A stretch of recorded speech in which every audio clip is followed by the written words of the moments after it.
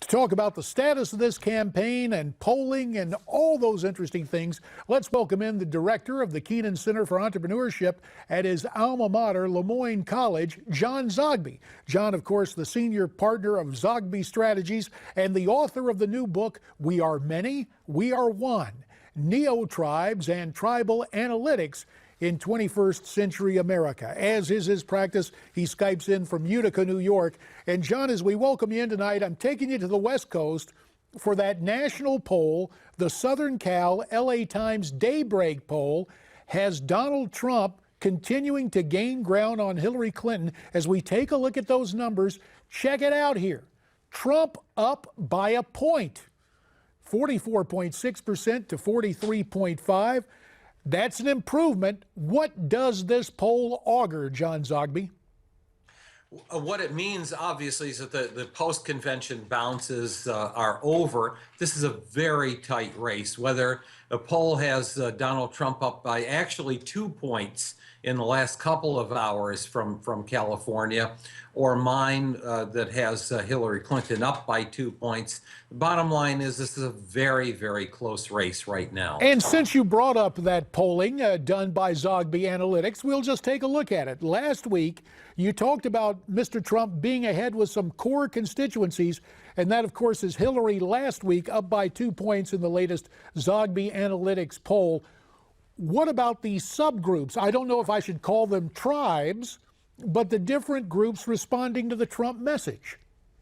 Well, you know, what's very interesting here is that, you know, initially weekly Walmart shoppers who we have been tracking for a decade and a half now, and NASCAR fans, they were solidly with George W. Bush. And then their demographics actually changed in the last 7 or 8 years following the recession.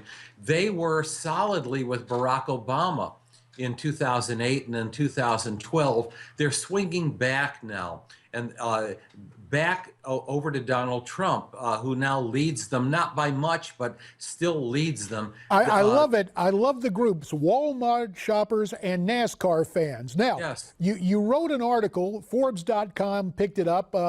The title, It's a Close Presidential Race and Don't Believe Otherwise. You're saying that, but why is there such a difference in so many polls that put Hillary way ahead? Two things your viewers should look at when they follow the polls. Look at LV versus RV. Likely voters, that's Zogby, that's Southern California, that's my friend, well, no longer The names will be changed to protect the innocent, but we got it. You got to look at likely voters as opposed to registered voters. Got it. Hey, let's bring in a registered voter from Virginia. He's Reagan biographer and presidential historian Craig Shirley. Of course, Craig's the author of Last Act, The Final Years and Emerging Legacy of Ronald Reagan. And I got to tell you, there are a couple of battleground states that we need to look at very quickly as we welcome you in, Craig. Ohio and North Carolina. For example, in North Carolina, Trump is up by 1, according to Gravis.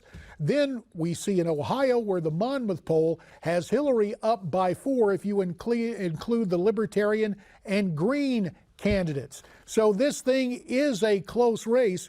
And Craig, as you sit there in rural Virginia, I'm interested in your take tonight, the status of this race.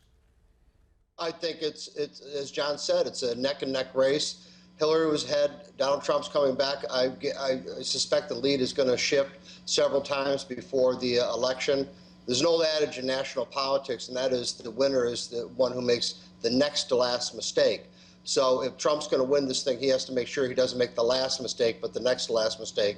And Hillary, with her penchant for mistakes and mishaps, I suspect very capable. The pressure is going to get on her, and she's going to make the last mistake of this campaign. You know, it's interesting because when I hear about mistakes and leverage, I think about sumo wrestlers. Now, we won't say the two major candidates are sumo wrestlers, but Craig, pretty close to you in Virginia over the weekend. An interesting situation at the Trump rally where Mr. Trump's supporters started to taunt a CNN crew. Let's take a look at this very quickly.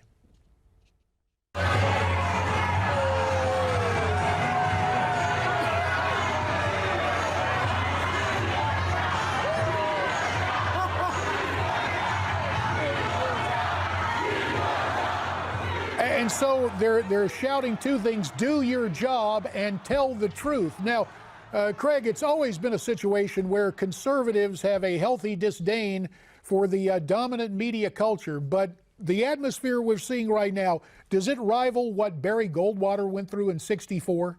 No, this is far, far worse. Actually, I think that journalism was pretty fair in the 18th, 19th, and early part of the 20th century. As a matter of fact, in 1980, Ronald Reagan got more endorsements from daily newspapers than did Jimmy Carter. But there's a different problem here, JD. When the founders and the framers were crafting the Constitution, in the First Amendment, it's all about personal rights. It's, right of speech, right of assembly, right of practice of religion.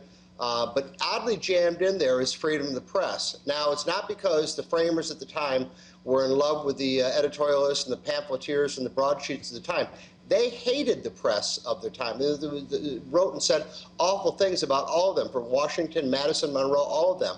But they saw the press as a valuable ally of the people against the government. And over 200 plus years, it worked. John Adams had editors who angered him in prison. Abraham Lincoln had Baltimore editors in prison.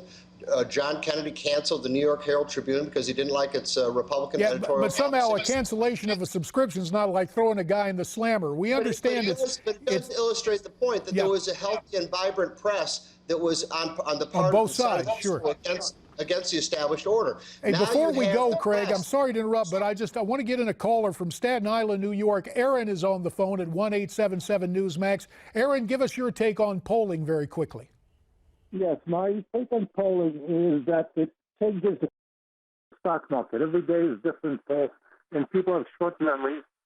They come at the end, 2 weeks before that, there's a change, whatever they remember last, and makes a big impression. That's what they go to. As I'm listening to you describe this, Aaron, one word comes to mind: volatile. The polling is changing. That's what John Zogby points out, and that volatility is not restricted to numbers, also to opinions in a vibrant and free press, as Craig Shirley points out.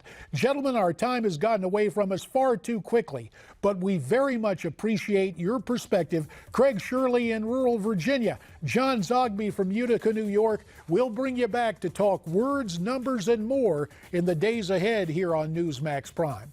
Now, when we come back, more trouble on the southern border. Wayne Allen Root will join us with his assessment, so you stay with us.